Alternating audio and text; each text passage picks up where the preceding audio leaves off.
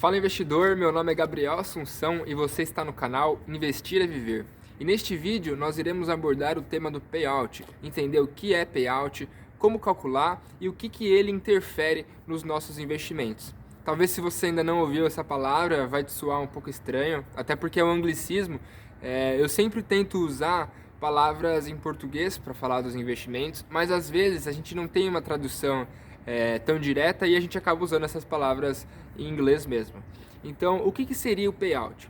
A empresa, no final do seu exercício, ou seja, no final de um trimestre ou no final de um ano, ela apresenta na sua demonstração de resultado de exercício, que é a DRE, na última linha, o seu lucro líquido. Ou seja, basicamente foi o que a empresa ganhou naquele período. E o gestor da empresa, o executivo, ele sempre tem a tarefa de decidir o que ele vai fazer com esse dinheiro. Ele pode reinvestir na empresa, ele pode recomprar ações e ele pode distribuir ao acionista. Então, quando o gestor da empresa ele decide por pegar esse capital e distribuir ao acionista, ele faz isso na forma de proventos. E existem dois tipos de proventos, que são o juros sobre capital próprio e o dividendo. Ambos, eles são um dinheiro que sai do caixa da empresa e vai para a conta bancária do acionista, aquele que detém ações, participações da empresa. E o que seria então o payout? Seria a fração, a divisão entre o que foi distribuído em proventos, o que foi distribuído na forma de dividendos ou juros sobre capital próprio, sobre o lucro líquido daquele exercício. Então, vamos fazer umas continhas básicas. Vamos supor que a empresa lucrou 100 em determinado ano. E ela, juntando todas as distribuições que ela fez ao longo do ano, porque os dividendos normalmente eles não são uma única parcela. Algumas empresas distribuem 2 vezes ao ano, algumas a cada 3 meses, e tem empresas que distribuem todo mês ou 8 vezes no ano. Então, vamos supor que essa empresa lucrou 100 e distribuiu 50. Então, se a gente pegar os proventos que foram 50 e dividir por 100, que é o total do lucro líquido, a gente tem 50%. Então, o payout ele sempre vai ser um número dado em porcentagem que vai variar entre 0 e 100% e vai ter alguns casos em que o payout vai ser superior a 100%. Então, vamos agora entender como que o payout ele se relaciona com as nossas decisões de investimento. A primeira coisa bastante importante de se dizer é aquela questão da empresa de crescimento ou dividendo, né? No Brasil, todas as empresas, por estatuto, por lei, elas têm a obrigação de distribuir 25% no mínimo de dividendo obrigatório.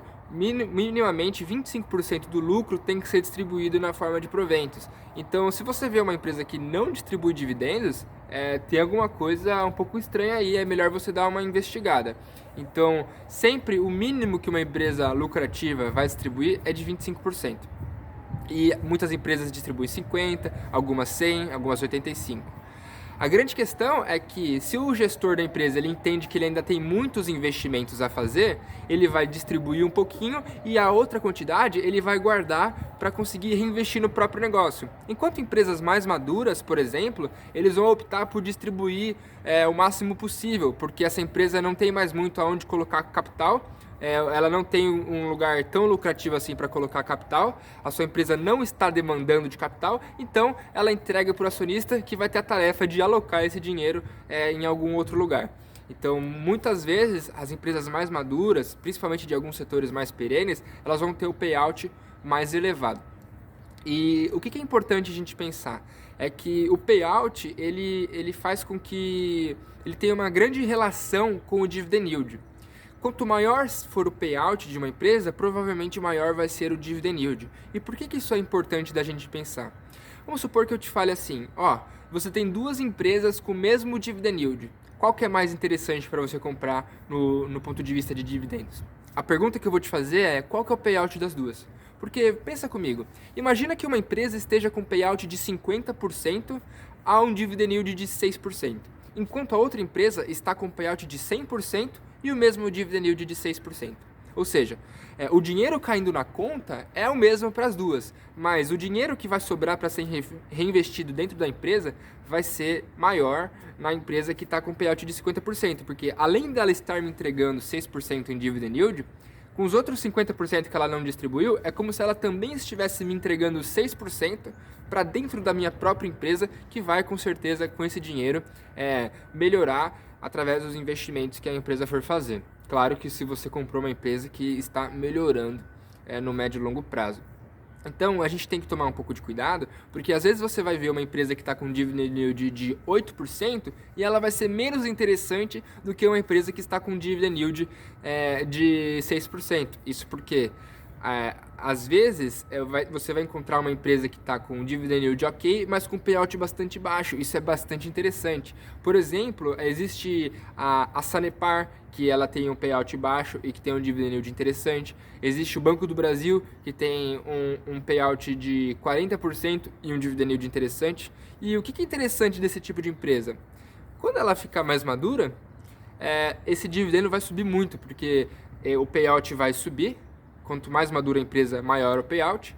E isso vai fazer com que o dividendo que você vai receber, o dividend ou cost no seu futuro, seja bastante interessante. Então, tome bastante cuidado quando você for analisar dividendo. Olha sempre o payout para ver qual que é o payout dessa empresa.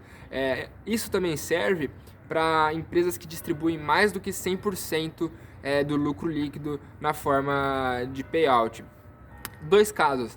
Existe a AES Brasil, que é uma geradora de energia, que comumente ela distribui mais do que 100% do seu lucro líquido. E aí muitas pessoas ficam até com medo desse tipo de empresa.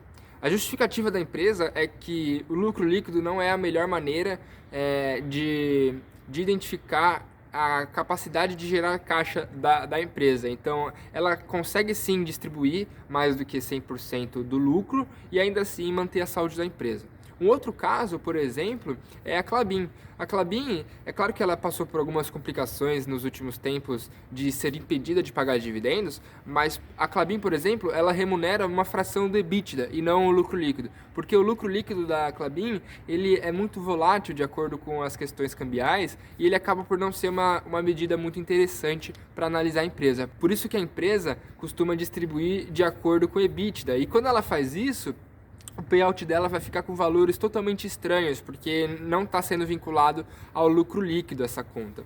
Então, tome bastante cuidado com esse tipo de empresa. Outro alerta de se fazer é que você tem que tomar cuidado.